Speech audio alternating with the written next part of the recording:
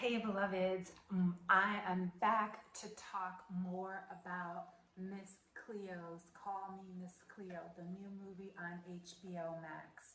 Exposed and exploited is what I'll be sharing today because there's so much richness in the story of Miss Cleo, and this is why she is one of my spirit guides, because I have followed her obviously since I was a teenager, and the work that she did in bringing to the forefront the spiritual practices, African spiritual practices in particular, and tarot for Black women, changed the game in so many ways, both being exploited and being exposed. So today I really want to talk about that Black girl magic, what that means, and how that has really changed so many things in the world. And not just about Miss Cleo, but many moons ago. Okay, so let me break it down. First of all, as I shared previously, spiritual hustlers and scammers are at an all-time high.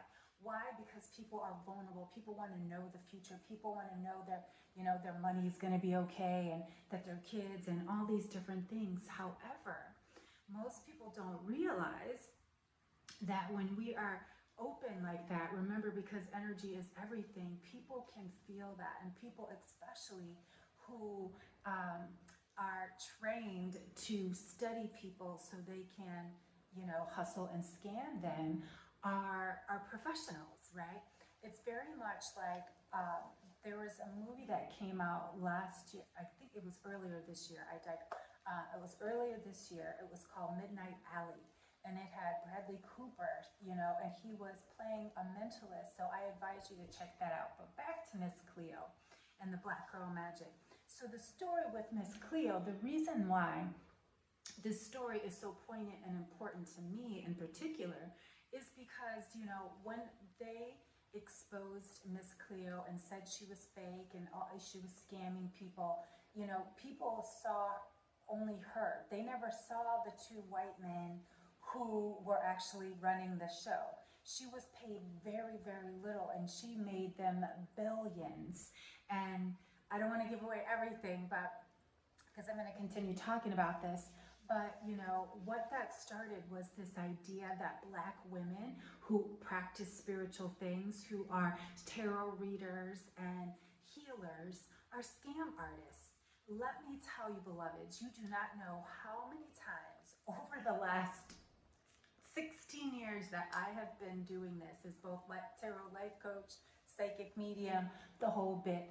I have had to support people who had had some dark magic done onto them, or told they have a curse or something by someone else, and the energy that I brought for them changed the game for them.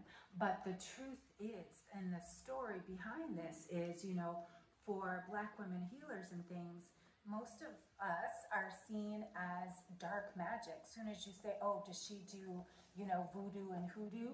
And most people, because of this experience of Miss Cleo, because she was exposed, but she wasn't, and she was exploited.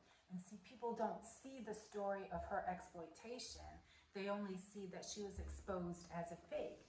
But the truth is, and if you watch the entire movie, and if you don't, again, I don't want to spoil anything, and I'm not going to get really into the story, but the people in her later part in life, after Miss Cleo, bloomed and boomed, they saw her practicing spirituality. Every single person who spoke about her in her life after, when spoke about how dedicated she was to her practice, and how she had supported them in spiritual healing and spiritual, transformation in their lives. Every single person spoke so highly of her healing energies. However, when she was playing that role, people, that's all people saw it as, kind of like the mammy role that was the stereotype and stigma of Black women. Either you were the, the Jezebel, the Scarlet, or the mammy, right? And so Miss Cleo then, became this targeted, exploited Black woman who really was showing up as her true self. And as I said, it was her call me now that made them millions, billions even, because the truth is, white people do believe in the power of Black girl magic, which is why going all the way back to the beginning with Tituba in the Salem witch trials, this is why. And so I'll be talking about Tituba and so many more of these things in the upcoming podcast. Yes, the podcast is coming. We have a launch date. Of course, it's going to be after Mercury retrograde. So I'll be sharing that with you in just a minute. But you know, these spiritual scammers and hustlers, these are people who do prey on people's weaknesses, who prey on people's vulnerability, who prey on people's, you know, really wanting support and guidance. And so I just wanted to share with you a couple of tips, some red flags that you need to look for if you are wanting to work with someone new, or if you know, or if somebody told me that she was great or he was great, you know, how do you spot a scammer or a spiritual hustler, right? So first things first, you know, if they have a low price or a very high price, pay attention to that, you know, and look at their social media not as performative, but as practicing. What do they talk about? What are they talking about? Are they supporting people? Do they have testimonials? Do they have feedback? Look at all these things. Don't just do a Google search. And also don't just be a follower, because when you're, you know, you have to be engaged. You have to get to know someone. And so when you're looking for readings, remember, ask your intuition to be your guide, not your pocketbook, right? Because this is one of the things where then we feel scammed, or is this true? So one of the first things you need to do is look at, are they performing or are they practicing? And this was one of the things that I just shared with Miss Cleo. Everyone spoke about how dedicated she was to her spiritual practice. And so, but again, because she was exploited, and you know, most people only saw her as scamming. Another thing, you know, ask for testimonials, ask for feedback. If they don't have any, red flag. And you know, be a client, not a follower. Get, like I said, get to know them. You know, what are they offering you? Do they offer, you know, do they have offerings, interviews, you know, podcasts, any kind of booklet that you can, you know what I'm saying? Like, look at their history. Don't just go by, you know, the shiny object and because it's the right price. And again, beloved, one of the biggest things you have to do is trust your intuition. More than anything, trust your intuition. The most importantly, the first time, not the second time, the first time. And then also, if it doesn't feel good, you've got to go. If it, you know, if it doesn't feel good, again, energetically check in, ask your spirit, does this feel good or not? And also the last and most final thing, the most important thing, don't share your life story. Because when you share your life story, again, what you're doing is giving them all of the information, and they can come back and try to, oh, but what about this? You need this healing, and oh, you need this for this, and oh, you need this. I have heard every single thing, beloveds. And that's why I can't wait to share that episode with you, you know, where I talk about this exposed and exploited, even for more Black women, more than just Tituba. What about Sojourner Truth? Most people don't recognize, not only was she an influence in the abolitionist movement, but she was a spirit medium. I talk about this in the podcast. She was such a powerful spiritual medium that one very rich and wealthy family, even to this day, has her buried with them. And then, of course, I cannot get off of this without talking about the exploitation of Madame Marie Laveau.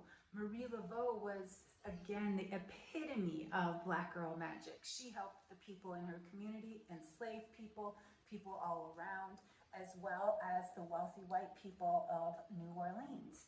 And so, and people believed in her power because she was so, you know, magnetic, and because she had a solid practice. a solid practice that people knew because they saw what she was doing and they not just heard. And so this is how people, especially, well, this is how Black women have come to this place of Black girl magic. We have a lineage of ancestry of Black girl magic that has been exposed and exploited. And so I mentioned Tituba at the very beginning. She was the kickoff of the Salem witch trials in Massachusetts. And the story goes that she had been doing some of her healing magic, and two of the local white girls wanted to come and find out where they had a problem, and they wanted to see if they could get some of her magic. And of course, she gave them the herbs and did the things, and people started hearing about what she was doing with them and helping them and healing them and supporting their intuition. And so I guess, we don't know the whole story, of course, but word got back, and they were the first two girls, actually the first two women, who were accused of witchcraft and therefore burned at the stake. But what most people don't know about the fabulousness of Tituba, she was never found. She, in fact, had been waiting in jail and disappeared. And did you know that the story of the Salem witch trials, that was really also one of the most famous stories that I know I had to read in high school, and I think even had to do some notes in one of my English literature classes, the Scarlet Letter. All of that, witch trials and, these different things about judging versus, Christianity, but I digress. And so I've got some really amazing things coming up for you, including winter season spread. So if you know you are ready to dive into tarot and want to know more, make sure you click the link in bio, or you click below and in the show notes, and get your winter season spread and guide. And we've got some more goodies coming up for you this week, so make sure that you stay tuned in and stay connected. And so I saved this for the end. So the podcast date kicks off. We launch on January 22nd of 2023. We are so excited about finally having the podcast out, but we wanted it to be exactly what it needed to be before we just put anything out, and then we had to wait for Mercury retrograde. So that is the news. I can't wait to share some more with you about Miss Cleo's story, because I'm going to watch it again. So I've already watched it almost two times, but I'm going to watch it again because there is so much there for us, as I said, especially for women like me who are intuitives, who are psychics, who do this healing work. Because I too have felt exposed and exploited on many, many occasions. So stay tuned for that story, those stories, and so much more in the next one. And until next time, beloved, Ashe.